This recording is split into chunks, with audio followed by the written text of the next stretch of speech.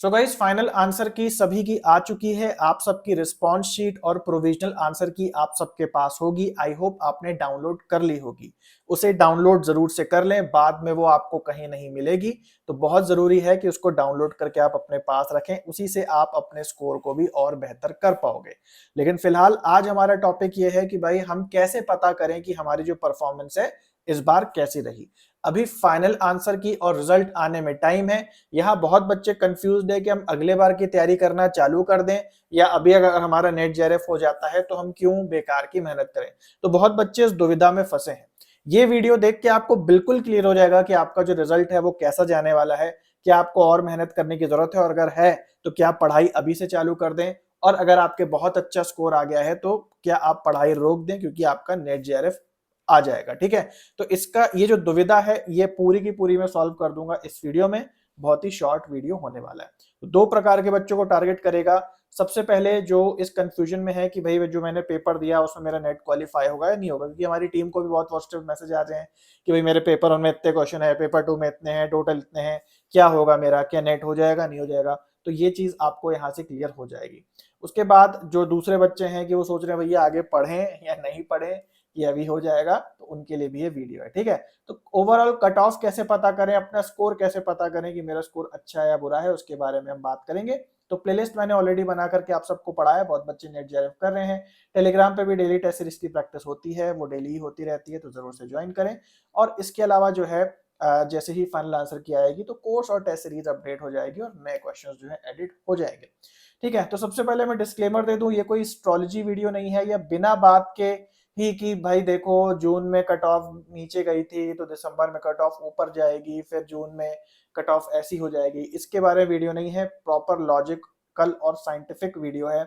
और जो मैं बताने वाला हूं वो जितने भी बच्चे जेआरएफ करते हैं या जितने भी बच्चे नेट जेआरएफ करते हैं थोड़े समझदार हैं तो इस चीज को करके वो अंदाजा लगाते हैं। तो ये कोई ऐसी चमत्कारी चीज भी नहीं है या ऐसी कोई रेयर चीज भी नहीं है, ये बहुत नॉर्मल चीज है। जिन बच्चों को नहीं पता है बहुत ध्यान से समझ लो कि कैसे इसका आइडिया लगाया जाता है।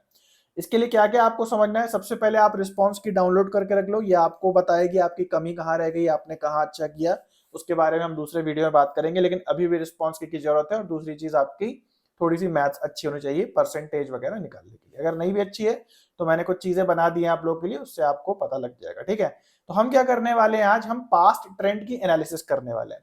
सबसे पहले हम क्या करेंगे, सबसे पहले हम देखेंगे हमारा टोटल स्कोर कितना है, परसेंटेज में वो हमारा स्कोर टोटल कितना होगा, और जो पास्ट की कट ऑफ गई हैं उससे, यानी कि पास्ट की कट ऑफ मतलब कि पिछले बारों में या पिछले सालों में कितने नंबर पे कितने पे नेट हुआ, कितने पे जेआरएफ हुआ, उससे कंपेयर करेंगे और हम लोग को बहुत ही अच्छा लगभग 90% एक्यूरेट जो है आइडिया लग जाएगा। ठीक है, सबसे पहला काम आपको क्या करना है, आपके पास रिस्पॉन्स की है ना और साथ में प्रोविजनल आंसर की होगी, दोनों को डाउनलोड कर लो और मैच कर लो कि भाई कौन सा क्वेश्चन जो है सही है, कौन सा क्वेश्चन गलत है। इस हिसाब से टोटल काउंट कर लो कि पेपर 1 में आपके कितने क्वेश्चन सही हुए और पेपर 2 में आपके कितने क्वेश्चन सही हुए। उसके बाद आपको kumaredu.com पे जाना है, तो ये हमारी वेबसाइट है, इसमें आप पेपर 1 की टेस्ट सीरीज दी होगी। ठीक है, तो ये टेस्ट सीरीज दी है, इस पे आप क्लिक कर लो। तो इस टेस्ट सीरीज पे आ गए, इसमें सबसे नीचे जाके आपको कट ऑफ कैलकुलेटर बटन दिखाई देगा, इसको आप क्लिक कर लो। कोई लॉगिन नहीं करना, कोई अपना डेटा नहीं देना, आप इनकॉग्निटो से भी खोल लोगे तब भी खुल जाएगा। इसको मैंने बिना साइन इन के एक्सेस करवाया। ठीक है, अब यहाँ पे आप देख सकते हो कि मैंने आपको प्रीवियस ईयर की जितनी कट ऑफ है वो दी हुई है, लेटेस्ट कट ऑफ तक अवेलेबल है। इस बार भी जो कट ऑफ आएगी तो वो हम डालते चले जाएंगे। कट ऑफ का क्या मतलब होता है जिनको नहीं पता है, तो जैसे ये दिसंबर 2025 की कट ऑफ है, इसको हम क्लिक करेंगे तो ये पीडीएफ आपके सामने खुल जाएगा। ये हमें कट ऑफ ये बताती है कि कितने मार्क्स पे या कितने क्वेश्चन सही करके या कितने प्रतिशत स्कोर लाके हमारे पेपर 2 में नेट या जेआरएफ निकलता है। तो हर पेपर 2 का ये नंबर अलग अलग होता है। जैसे यहाँ पे दिसंबर 25 की कट ऑफ दी है, मान लीजिए यहाँ इकोनॉमिक सब्जेक्ट लिखा है, अलग अलग कैटेगरीज लिखी हैं कि ओबीसी की अलग है, ईडब्ल्यूएस की अलग है, और यहाँ पे जेआरएफ कितने मार्क्स पे हमारा हो जाएगा, असिस्टेंट प्रोफेसर यानी कि नेट क्वालिफाई कितने मार्क्स पे हो जाएगा, और पीएचडी ओनली कितने मार्क्स पे हो जाएगा, और कितने लोगों ने इसे क्वालिफाई किया है, ये सारा डेटा दिया है। ठीक है, तो सिंपली अभी आपको क्या करना है, अभी जो आपने अपनी रिस्पॉन्स की से काउंट किया है कि पेपर 1 में कितने सही क्वेश्चन हुए, पेपर 2 में कितने सही क्वेश्चन हुए, वो यहाँ पे आपको डाल देने हैं। जैसे सबसे पहले आपको डालना है पेपर 1 में कितने सही क्वेश्चन हुए, तो जैसे मान लो मेरे 30 क्वेश्चन 50 में से सही हो गए। ठीक है, तो मैंने 30 डाल दिया। पेपर 2 में कितने सही हुए, मान लो मैंने डाल दिया कि मेरे 100 में से 50 क्वेश्चन ठीक हुए on the basis of provisional answer की, जो अभी आंसर की आई है। हालांकि फाइनल आंसर की में चीजें थोड़ी बहुत चेंज हो सकती हैं, लेकिन प्रोविजनल आंसर की से ही आपको 90% एक्यूरेट आइडिया लग जाएगा, क्योंकि 100% कोई बदलाव नहीं हो जाएगा, है ना, जमीन आसमान का फर्क नहीं आएगा। तो मान लो दोनों मिला के 80 क्वेश्चन सही हैं, जब हम सबमिट का बटन दबाएंगे तो टोटल हमारे 80 क्वेश्चन सही आ जाएगा। टोटल मार्क्स जो है वो 160 बन रहे हैं और टोटल परसेंटेज हमारी 53 बन रही है। अब हमने जैसे दिसंबर 2025 की कट ऑफ खोली है, अब आप यहाँ पे मार्क्स अपने मिला लें कि कितने आपके बन रहे हैं। जैसे मान लीजिए मेरे बन रहे हैं यहाँ पे 160 मार्क्स, ठीक है, मान लो मेरा सब्जेक्ट इकोनॉमिक्स ही है, तो 160 के करीब हम देखें तो यहाँ पे हमारा पीएचडी ओनली भी होना मुश्किल है, क्योंकि पिछली बार ही 170 मार्क्स से कट ऑफ गई है ना। लेकिन अगर मान लीजिए हम इसको बढ़ा दें कि मान लो मेरे 70 क्वेश्चन ठीक हो गए 100 में से, तो यहाँ पे टोटल 200 आ गया। अब यहाँ पे हम देखें इकोनॉमिक्स में, तो भाई नेट की जो कट ऑफ है वो वहां पे 200 जा रही है, मतलब मैं करीब करीब हूं। मैं श्योरिटी से नहीं कह सकता कि देखो भाई मैं नेट हो गया, बट मुझे एक अंदाजन आइडिया मिल रहा है कि भाई मेरा जो स्कोर है वो कहाँ लाई कर रहा है। इससे फायदा उन बच्चों को है जिनका पेपर बहुत ही बेकार गया है, लेकिन उनको बिल्कुल आइडिया नहीं है, लेकिन फिर भी वो सोच रहे हैं कि पढ़ाई करें या ना करें, भाई हो सकता है नेट हो जाए, हो सकता है कि चक्कर में मत रहो, पॉजिटिव थिंकिंग के चक्कर में मत रहो।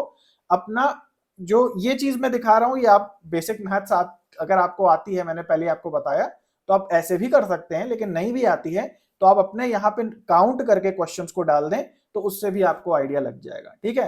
तो ये कोई बहुत ऐसे, मैंने जैसे शुरुआत में ही बोला कि बहुत साइंटिफिक या बहुत हाई फाई या बहुत रेयर चीज में आपको अजूबा नहीं बताने वाला हूँ, बहुत नॉर्मल सी चीज है, क्योंकि काफी बच्चों को लगेगा कि यार ये तो हमको पता है तो हम करते हैं। तो भैया आपके लिए वीडियो नहीं है, ये उन्हीं के लिए है जिनको बिल्कुल भी आइडिया नहीं है कि अपने स्कोर को कैसे चेक करके हम अंदाजा लगाएं कि हमारा नेट होगा या नहीं होगा, पढ़ाई हम करना चालू करें या नहीं करना चालू करें।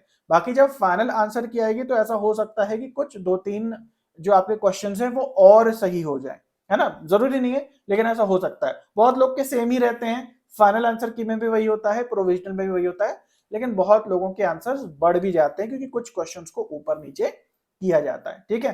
तो आई होप आप लोग को आइडिया लग गया होगा, और मैं ज्यादातर बच्चों को तो यही रिकमेंड करूंगा कि आप अपनी पढ़ाई चालू रखो, आप अपनी पढ़ाई को कंटिन्यू रखो।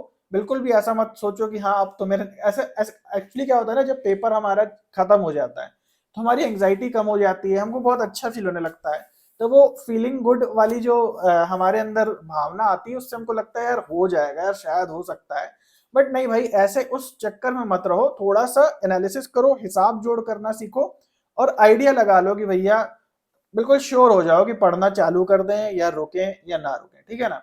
तो इस हिसाब से अगर आप बढ़ोगे तो बिल्कुल प्लान तरीके से, मैथमेटिकल तरीके से, तो आई एम श्योर कि आप लोग बहुत अच्छे से चीजों को स्ट्रेटेजाइज कर पाओगे।